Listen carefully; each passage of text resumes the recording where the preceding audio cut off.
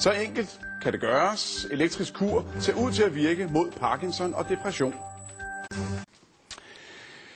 Se godt på den her Parkinson-patient.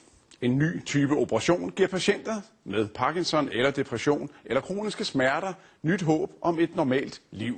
Operationerne de kaldes dyb hjernestimulation. Via et hul i kraniet indopererer lægerne en lille elektrode i patientens hjerne. Elektroden kan påvirke helt bestemte steder i hjernen, som styrer for eksempel motorik, smerte eller sindsstemning. Og se så her, hvad der sker. Patienten fra før, han har fået kontrol over sine bevægelser på grund af de elektriske impulser, som han selv kan styre med en slags pacemaker. Operationerne de kører lige nu som forsøg i Storbritannien, men er på vej til Danmark. Og TV-avisen har som det første danske medie været med under operationen. Anthony Axon ligger på Oxford Universitetshospital klar til at blive opereret i hjernen. Siden et slagtilfælde for 4 år siden har han haft voldsomme og konstante smerter i hele højre side af kroppen. It's getting steadily worse, not better.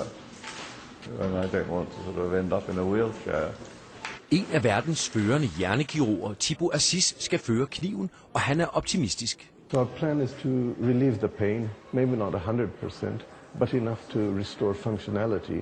Operationen på Anthony Axon er en del af et stort forskningsprojekt, der handler om hjernestimulation. Forsøget er ledet af Thibaut Assis, og den danske hjerneforsker Morten Kringelbach er med på holdet. Altså det vi ser i dag er jo den aller yderste grænse af, hvad vi ved i dag. Og derfor har man klart, at tidligere har man brugt medicin, men nu har vi muligheden for elektrisk at gå ind og stimulere hjernen. Og der er jo faktisk, som de siger på engelsk, sky is the limit. Can you lock this in? For at nå dertil skal der allerførst bores hul i patientens kranium, og elektroden skal føres dybt ind i hjernen. Anthony Axon er vågen under operationen, og lægen taler undervejs med ham for at få at vide, hvordan han reagerer på impulserne, og om smerten forsvinder. It's not painful anymore. No, it's not painful. I just feel something happening. Smerten kommer og går alt efter, hvor elektroden føres hen, og efter få minutter er Anthony Axon fri for smerter, og hullet lukkes til. Mr. Axon and myself are quite happy with that result that he appears to have got. Man ved ikke præcis, hvorfor den her behandling virker, og derfor er der brug for mere forskning. Den smerteoperation, vi så udført i dag, er endnu ikke blevet udført i Danmark.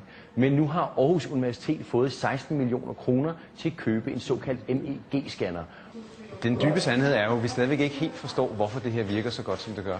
Og ved at kombinere det med den her nye scanner, som vi har fået penge til i Aarhus, har vi pludselig mulighed for at finde ud af, hvorfor han får smertelindring. Er der bedre steder, vi kan gå ind i hjernen og gribe ind? Selvom forskerne endnu ikke forstår alt, så kan Anthony Axon tydeligt mærke, at det virker. I had 4 years of disease. I mean, it's rather novel. It's very hard to describe, actually. Og den forskel er opnået efter en operation, der har varet mindre end 20 minutter. De sidste penge til at købe hjerneudstyr til Aarhus Universitet er på plads. Og det skal stå klar til brug for et forskerhold ledet af Morten Kringelbach i begyndelsen af 2009.